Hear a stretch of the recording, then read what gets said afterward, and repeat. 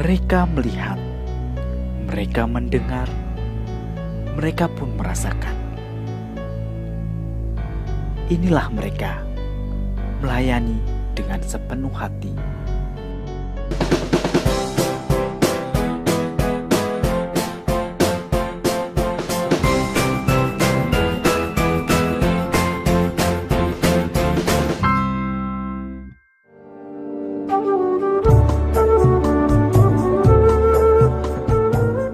Pertama kali saya menginjakan kaki di Kabupaten Lingga ini, suasana yang saya rasakan sebenarnya tidak jauh berbeda dengan daerah asal saya, Tasikmalaya. Di sini saya lihat cukup banyak tumbuh-tumbuhan, cukup banyak daerah-daerah yang masih asri, belum terjamah. Sarana transportasi saya lihat masih tidak terlalu ramai.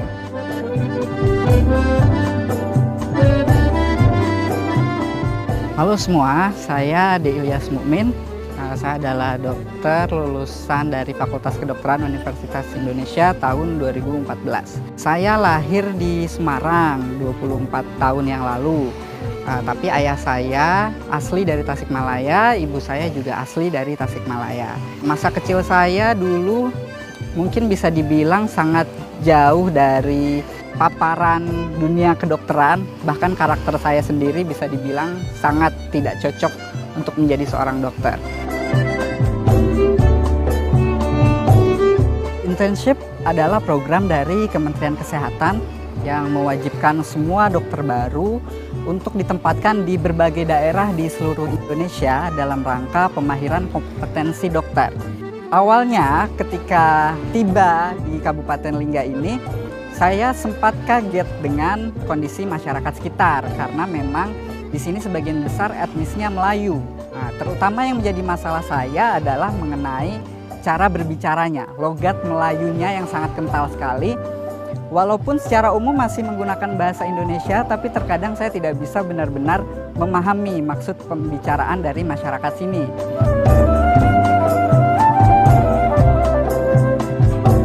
Lingga ini ada beberapa tempat yang cukup menarik untuk dikunjungi. Salah satunya di tempat saya sekarang ini adalah objek wisata Batu Ampar, air terjun. Kemudian ada lagi beberapa pantai, salah satunya yang terkenal adalah Pantai Batu Berdaun. Kemudian jika ingin berendam, kemudian menghilangkan penat, kita bisa juga datang ke pemandian air panas. Cukup beragam sebenarnya dan masih banyak tempat-tempat lain yang bisa dikunjungi. Mungkin kendala di sini adalah transportasi saja yang terkadang sulit untuk mencapai tempat-tempat wisata tersebut.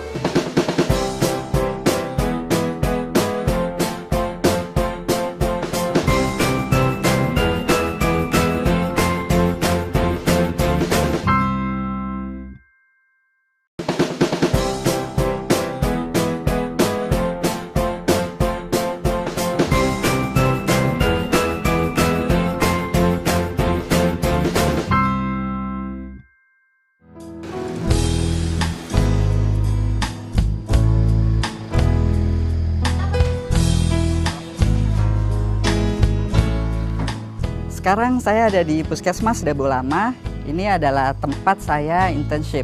Di sini kegiatan kami ada bermacam-macam, mulai dari poli pelayanan untuk anak, kemudian pelayanan untuk pasien-pasien lansia, ada juga poli umum dan juga poli gigi. Kemudian ada juga satu khusus untuk pasien-pasien TB yang kontrol untuk berobat. Nah, kemudian kami juga punya satu fasilitas berupa laboratorium, berupa pemeriksaan yang sederhana. Meskipun demikian, untuk pelayanan primer, pemeriksaan kami bisa dibilang sudah cukup. Untuk lebih jelasnya, ayo ikut saya ke dalam.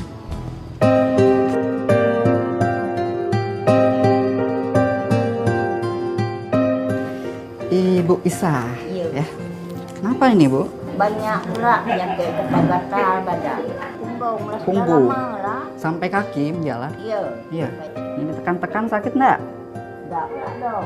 Nah, sebelah sini? Nah, belah sini. Pasien-pasien di sini sebagian besar adalah pasien-pasien berusia lanjut dengan masalah geriatri. Masalah geriatri di sini sangat banyak sekali macamnya, karena masalah geriatri di sini mencakup keseluruhan penyakit yang sering timbul pada usia lanjut. Salah satu yang paling sering adalah permasalahan di otot dan persendian serta saraf.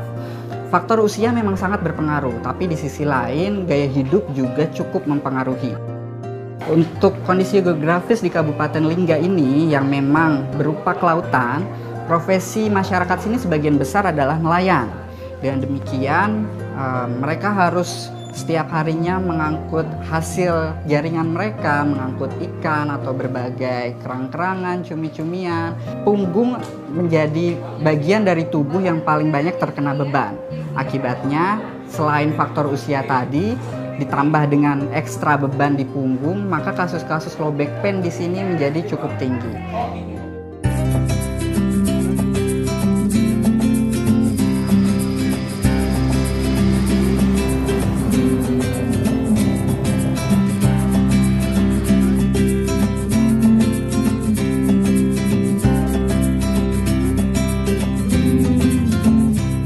Sekarang saya sudah ada di SD Madrasah Ibtidaiyah Negeri. Anak-anak sudah berkumpul di lapangan untuk mengikuti penyuluhan mengenai perilaku hidup bersih dan sehat. Selain itu juga nanti akan ada penyuluhan P3K khusus untuk adik-adik dokter kecil kita di sini.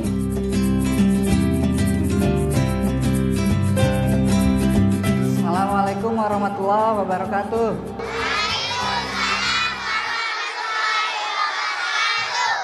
Ya, hari ini kita mau belajar sedikit tentang perilaku hidup bersih dan sehat. Di sini sudah ada gambarnya ya. Contoh perilaku hidup bersih sehat. Nah, bisa dilihat nih gambar pertama. Sedang apa nih anaknya? Pintar. Yang kedua? Ini adalah yang biasa dilakukan oleh Puskesmas Dabo Lama berupa penyuluhan perilaku hidup bersih dan sehat. Kegiatan ini memang rutin dilakukan, terutama untuk anak-anak sekolah dasar. Tujuannya terutama dalam rangka promosi kesehatan. Memang mencegah itu jauh lebih baik daripada mengobati. Promosi kesehatan di sini bisa dibilang cukup luas, jadi tidak spesifik hanya untuk satu kasus penyakit tertentu saja. Karena dengan menjalankan perilaku hidup bersih dan sehat, secara tidak langsung seluruh penyakit secara umum itu dapat dicegah. Selain itu kita juga biasa melatih anak-anak di sini untuk terbiasa cuci tangan dengan cara yang baik dan benar. Karena memang berdasarkan penelitian, cuci tangan secara baik dan benar itu mampu mengurangi risiko infeksi cukup besar.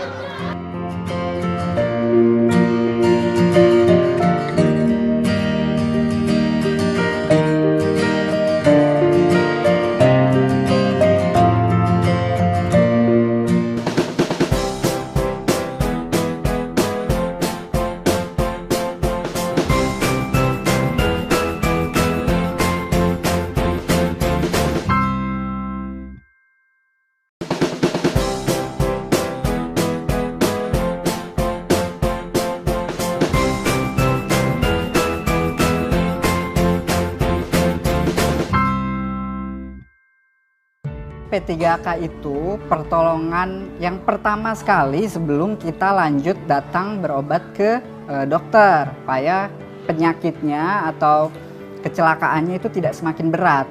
Ini apa? Buat apa, Rifano?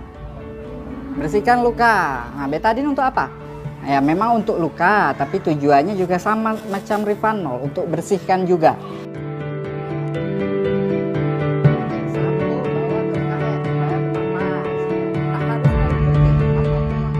Nah, ceritanya Ega jatuh nih, lagi lari-lari jatuh, ada luka di sini. Nah, apa yang harus dilakukan?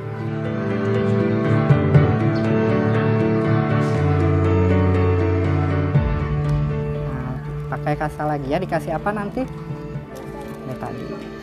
Ya, jadi ini salah satu kegiatan yang biasa kami lakukan di sini. Nah, ini adalah pelatihan untuk dokter-dokter kecil di sekolah-sekolah. Ini adalah salah satu program dari Puskesmas. Tujuannya masih sama untuk promosi kesehatan, tapi dalam hal ini kita memberdayakan kader-kader kecil, istilahnya adalah dokter kecil di UKS masing-masing sekolah. Dokter-dokter kecil ini kita latih untuk melakukan pertolongan pertama pada kecelakaan, terutama untuk anak SD. Kasus yang paling sering terjadi adalah pingsan saat upacara atau misalnya terjatuh saat olahraga. Nah, ini yang kami lakukan sekarang adalah pelatihan bagaimana cara menutup luka dengan cara yang baik dan benar agar tidak terjadi infeksi.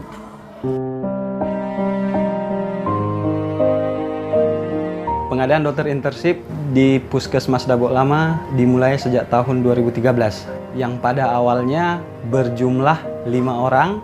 Tahun 2014, dokter internship yang masuk ke Kabupaten Lingga itu berjumlah 15 orang. Dan yang sekarang periode tahun 2015, dokter internship yang bertugas di Kabupaten Lingga berjumlah 18 orang. Stase pembagian dokter internship ini ada 3 stase untuk Kabupaten Lingga.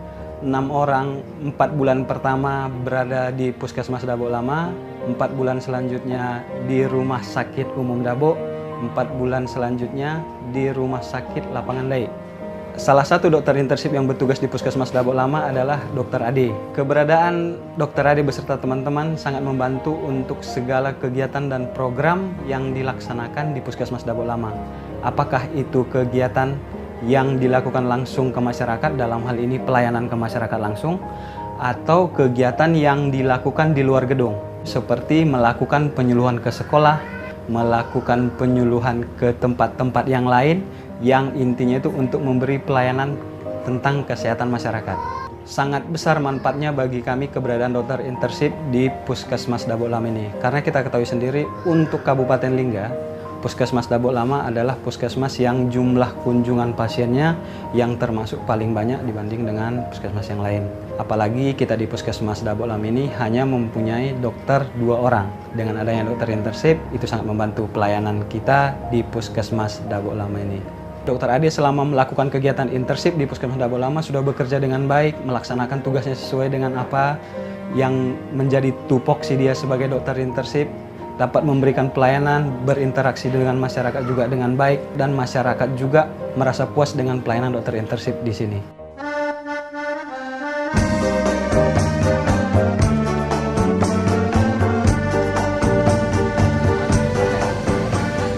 Inilah kegiatan kami setiap harinya di RSUD Dabo.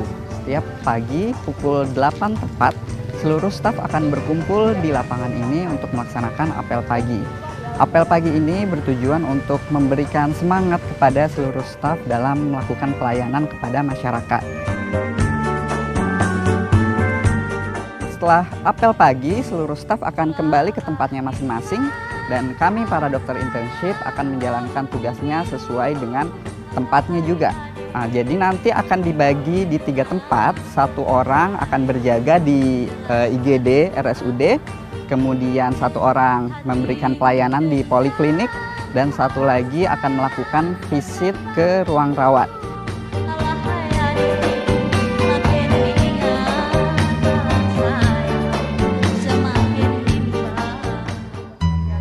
Tahan ya. Hubungin pipinya.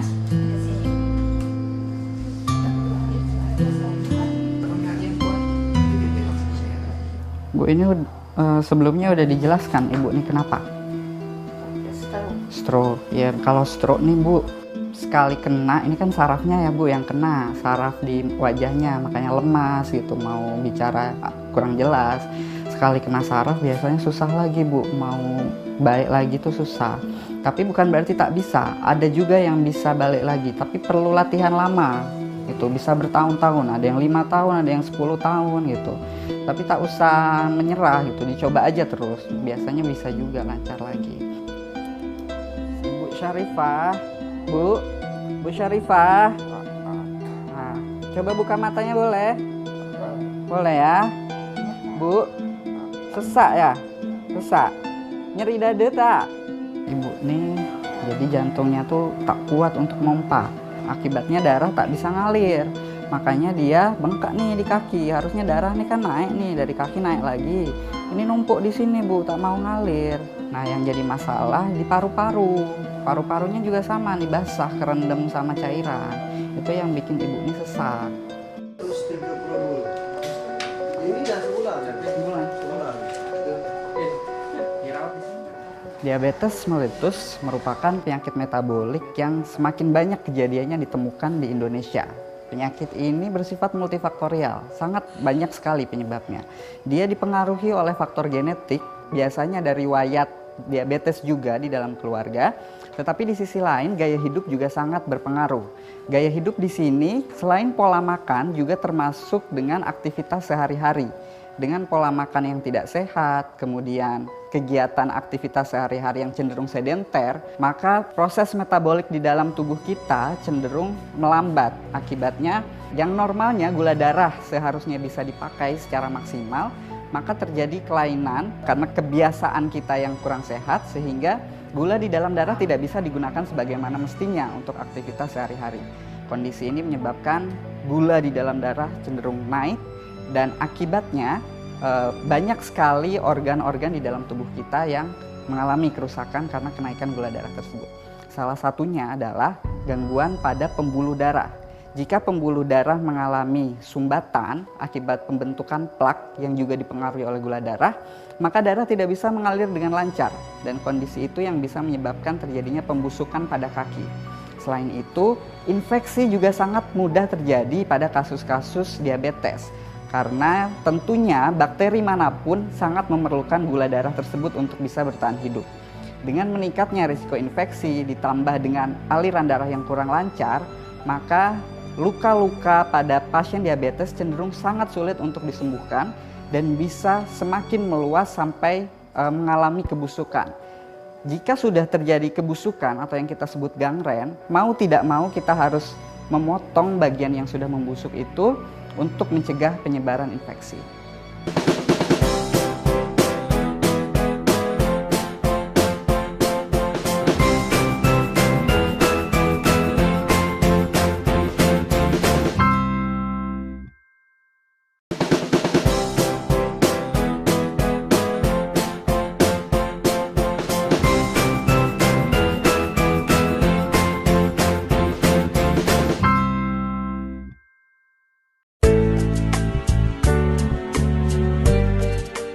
Rumah sakit kita merupakan tipe D yang melayani pelayanan emergensi, pelayanan darurat pada bidang penyakit seperti bedah, penyakit dalam, penyakit anak.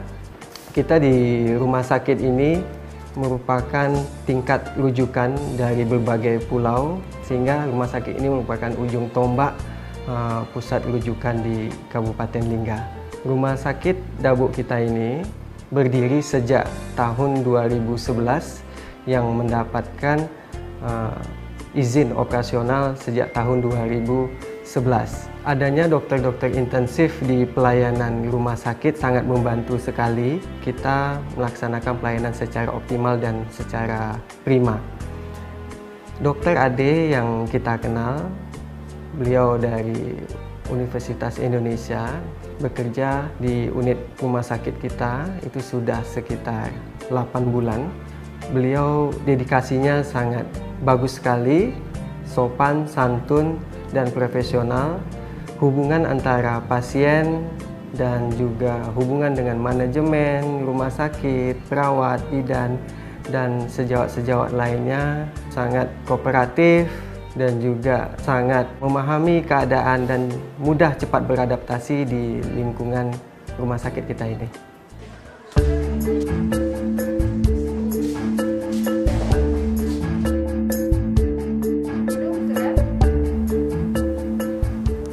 Semalam bisa tidur?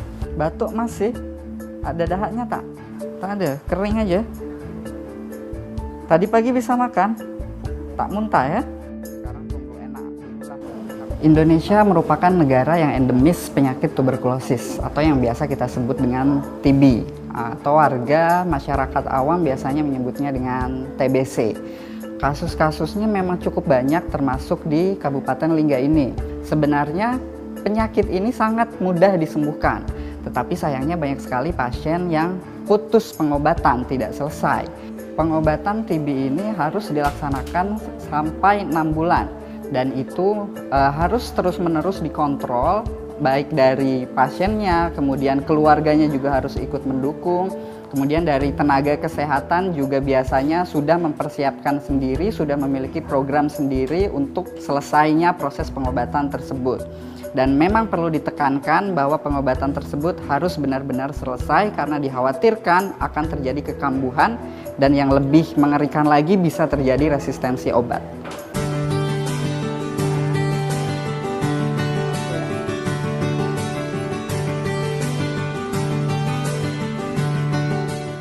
kemarin memang luka-luka, ada beberapa yang sobek, udah dijahit juga gitu. Alhamdulillah nih bagus lukanya, tak ada nanah, cuman memang nunggu kering lah baru nanti benar-benar bisa kita buka jahitannya ya.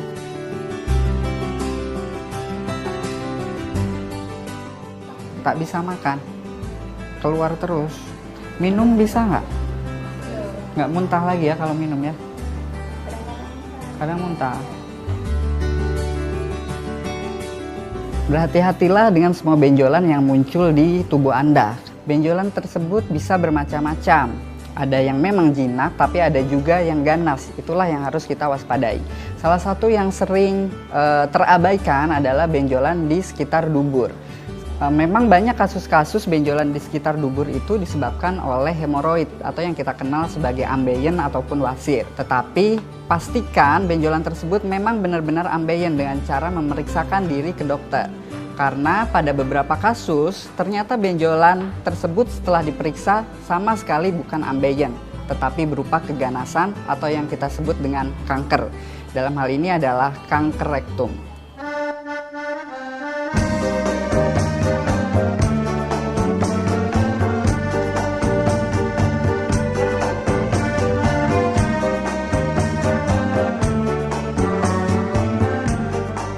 Saya adalah anak kedua dari 3 bersaudara. Ayah saya usahanya hanya seadanya saja. Begitupun dengan ibu saya, beliau hanya seorang ibu rumah tangga saja. Dengan kondisi seperti itu, kehidupan kami dulu bisa dibilang cukup sulit. Semasa SMA, saya pernah tidak bisa membayar selama 1 semester. Saat itu bahkan rapot saya pun ditahan, tidak diberikan karena saya masih menunggak selama 1 semester. Suatu hari, guru saya datang kepada saya memberikan sebuah formulir pendaftaran di salah satu universitas, yaitu UI, Universitas Indonesia. Dalam hati kecil saya, sejujurnya saya ingin melanjutkan apa yang pernah saya mulai dulu dalam bidang matematika.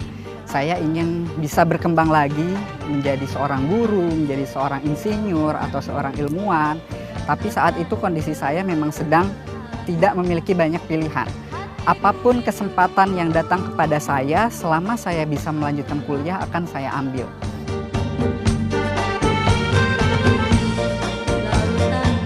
Salah seorang guru saya pernah berkata kepada saya bahwa tidak ada satupun mahasiswa yang pernah dikeluarkan dari kampus hanya karena tidak bisa membayar uang kuliah. Yang ada hanyalah mereka yang menyerah dan mengundurkan diri. Kata-kata tersebut benar-benar memasuki pikiran saya, dan itu membuat saya yakin bahwa walaupun saya tidak mampu membayar kuliah, selama saya tidak menyerah dan terus berusaha, maka saya yakin bisa lulus sampai selesai.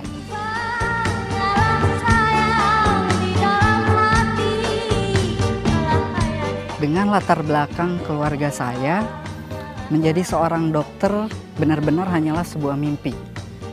Tetapi dengan saya berdiri sekarang ini, menggunakan jas putih ini, menunjukkan bahwa mimpi benar-benar bisa menjadi nyata. Dan tentunya itu semua tidak lepas dari kuasa Allah Subhanahu wa Ta'ala. Alhamdulillahirabbil alamin, saya bersyukur sekali sebesar-besarnya karena atas kuasanya lah semua jalan yang saya tempuh akhirnya bisa saya lewati.